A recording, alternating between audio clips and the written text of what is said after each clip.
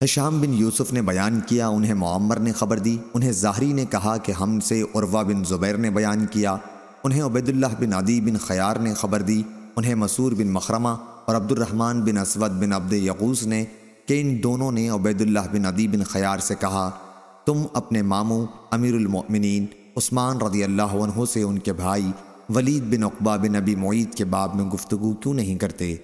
ہوا یہ تھا کہ لوگوں نے اس پر بہت اعتراض کیا تھا جو حضرت عثمان نے ولید کے ساتھ کیا تھا۔ عبید اللہ نے بیان کیا، جب حضرت عثمان رضی اللہ عنہ نماز پڑھنے نکلے تو میں ان کے راستے میں کھڑا ہو گیا اور عرض کیا کہ مجھے آپ سے ایک ضرورت ہے، آپ کو ایک خیر خواہانہ مشورہ دینا ہے۔ اس پر انہوں نے کہا، بھلے آدمی، تم سے تو میں خدا کی پناہ مانگتا ہوں۔ یہ سن کر میں وہاں سے واپس چلا آیا۔ نماز سے فارغ ہونے کے بعد میں مسعور بن مخرمہ اور ابن عبد یغوث کی خدمت میں حاضر ہوا اور عثمان رضی اللہ عنہ سے جو کچھ میں نے کہا تھا اور انہوں نے اس کا جواب مجھے جو دیا تھا سب میں نے بیان کر دیا۔ ان لوگوں نے کہا، تم نے اپنا حق ادا کر دیا۔ ابھی میں اس مجلس میں بیٹھا تھا کہ عثمان رضی اللہ عنہ کا آدمی میرے پاس بلانے کے لیے آیا۔ ان لوگوں نے مجھ سے کہا، تمہیں اللہ تعالیٰ نے امتحان میں ڈالا ہے۔ آخر میں وہاں سے چلا اور حضرت عثمان رضی اللہ عنہ کی خدمت میں حاضر ہوا۔ آپ نے دریافت کیا، تم ابھی جس خیر خواہی کا ذکر کر رہے تھے وہ کیا تھی؟ انہوں نے بیان کیا کہ پھر میں نے کہا، اللہ گواہ ہے۔ پھر میں نے کہا، اللہ تعالیٰ نے محمد صلی اللہ علیہ وسلم کو مبعوث فرمایا اور ان پر اپنی کتاب نازل فرمائی۔ آپ ان لوگوں میں سے تھے جنہوں نے حضرت صلی اللہ علیہ وسلم کی دعوت پر لبیک کہا تھا۔ آپ حضور صلی اللہ علیہ وسلم پر ایمان لائے، 2 ہجرتیں کیں، ایک حبشہ کو اور دوسری مدینہ کو۔ آپ رسول اللہ صلی اللہ علیہ وسلم کی صحبت سے فیضیاب ہیں اور حضرت صلی اللہ علیہ وسلم کے طریقوں کو دیکھا ہے۔ بات یہ ہے کہ ولید بن عقبہ کے بارے میں لوگوں میں اب بہت چرچا ہونے لگا ہے، اس لیے آپ کے لیے ضروری ہے کہ اس پر شراب نوشی کی حد قائم کریں۔ عثمان رضی اللہ عنہ نے فرمایا، میرے بھتیجے یا میرے بھانجے، کیا تم نے بھی رسول اللہ صلی اللہ علیہ وسلم کو دیکھا ہے؟ میں نے عرض کی کہ نہیں، لیکن حضور صلی اللہ علیہ وسلم کی دین کی باتیں اس طرح میں نے حاصل کی تھیں جو ایک کنواری لڑکی کو بھی اپنے پردے میں معلوم ہو چکی ہیں۔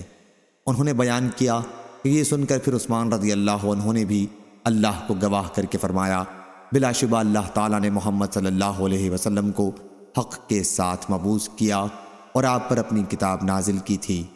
اور یہ بھی واقعہ ہے کہ میں ان لوگوں میں تھا جنہوں نے اللہ اور اس کے رسول صلی اللہ علیہ وسلم کی دعوت پر ابتدا ہی میں لبیک کہا تھا۔ حضرت صلی اللہ علیہ وسلم جو شریعت لے کر آئے تھے میں اس پر ایمان لایا، اور جیسا کہ تم نے کہا میں نے 2 ہجرتیں کیں۔ میں حضرت صلی اللہ علیہ وسلم کی صحبت سے فیضیاب ہوا اور آپ سے بیعت بھی کی۔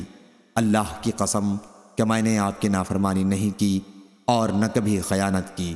آخر اللہ تعالیٰ نے آپ کو وفات دے دی اور حضرت ابو بکر رضی اللہ عنہ خلیفہ منتخب ہوئے۔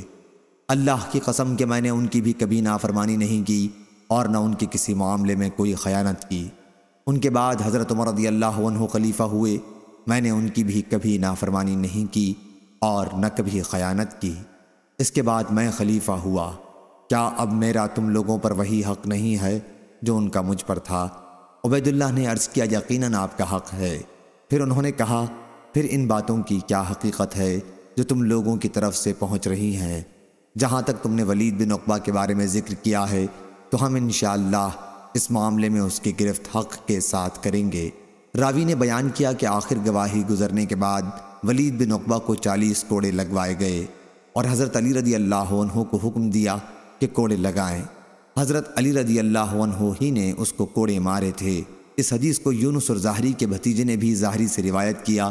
اس میں عثمان رضی اللہ عنہ کا قول اس طرح بیان کیا، کیا تم لوگوں پر میرا وہی حق نہیں ہے جو ان لوگوں کا تم پر تھا؟ صحیح بخاری حدیث نمبر 3872۔